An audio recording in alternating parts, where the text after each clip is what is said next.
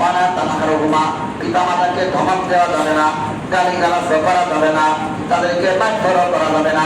কথিত আছে মুহতারাম হাজিরিন, খুব খেয়াল করে শুনবেন, কথিত আছে একটা সন্তান আরেকটা পিতা, সন্তান পিতাকে মারতে মারতে মারতে মারতে ঘর থেকে বের করে রাস্তা পর্যন্ত নিয়ে গেছে। মনোযোগ দিয়ে শুনবেন, সন্তান পিতাকে মারতে মারতে ঘর থেকে বের করে নিয়ে গেছে। যখন রাস্তা পর্যন্ত নিয়ে গেছে তো পিতা ডাক দেবে, সন্তান আর মারিও না, এই সীমানা অতিক্রম করিও না, যদি এই সীমানা অতিক্রম করো তো তোমার সন্তান এর থেকে তোমাকে ভয়ঙ্কর অবস্থা করবে।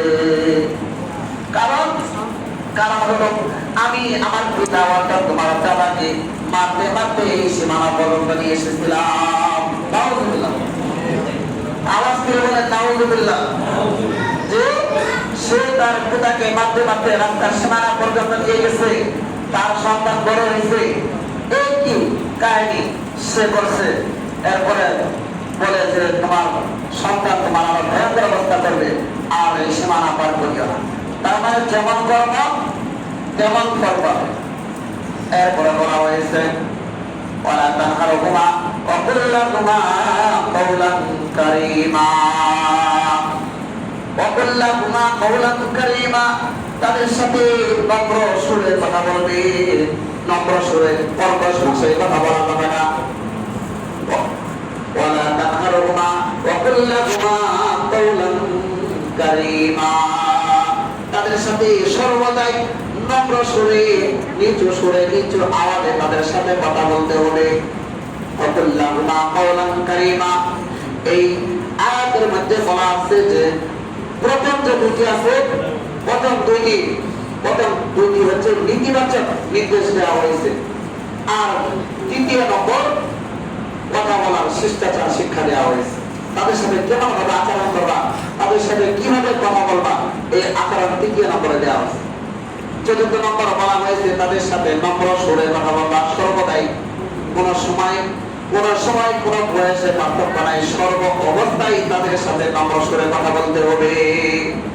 পিতা মাতার সাথে সর্বদাই কি সুরে কথা বলতে হবে? আওয়াজ করে বলেন, সর্বদাই। পিতা মাতা আমাদের আঘাত করুক, গালি দেন আর যাই করুক, এরপরও পিতা মাতার সাথে সর্বদাই নম্র সুরে কথা বলতে হবে। ওয়াকফিদ লাহুমা জানাহা যুল্লি মিনার রাহমা, ওয়াকফিদ লাহুমা জানাহা যুল্লি মিনার রাহমা। চতুর্থ নম্বর বলা হইতেছে, পঞ্চম নম্বর বলা হইতেছে ওয়াকফিদ লাহুমা জানাহা যুল্লি মিনার রাহমা, তোমাদের যে নম্রতার পাকা আছে, নম্রতার স্বভাব আছে, এই নম্রতার পাকাকে পিতা মাতার সামনে নিজেকে বিলীন করে দাও। মিটা দো আপনি রাস্তে কো अगर किस मर्तबा चाहो के दाना खाने मिलकर गुल गुल जारे गुतारो, कोई डाक दिया कोई मिटा दो, अपने मिटिए दे, मिटा दो आपके रास्ते को अगर किस मर्तबा चाहो, अपने की अपना मर्तबा बढ़ाते जा, अपने की अपना मर्तबा बढ़ाते जा, अपने की मर्तबा बढ़ाते जा, अपने मर्तबा मिटा दो अपने हाथ को अगर किस मर्तबा चाहो। কোন ব্যক্তি যদি চায় আমার মর্যাদা যেন বেড়ে যায়, সমাজের মধ্যে আমার মর্যাদা যেন বেড়ে যায়, মিটা দো আপনি হাত থেকে अगर किस मर्तबा चाहो के दाना हाथ में मिलकर गुल गुल जारे गुतारो। তো মাটির মধ্যে একটা বীজ বপন করার হওয়ার পর এই বীজ মাটির কাছে নিজেকে বিলীন করে দেয়। এই বিলীন করে দেওয়ার পরেই কিন্তু বীজটা ফুল বাগিচায় পরিণত হয়ে যায়। কথা বুঝতে পারছেন? একটা বীজ যখন নিজেকে মাটির সাথে মাটির কাছে একবারে বিলীন করে দেয়, মাটি যেদিকে নিয়ে যায় শিবে ওইদিকেই বের হয়, মাটি যেভাবে ইচ্ছা সেভাবেই কাজ চলে, সে একেবারে বিলীন করে দেয়। এই বিলীন করে দেওয়ার পর ফুল বাগিচায় পরিণত।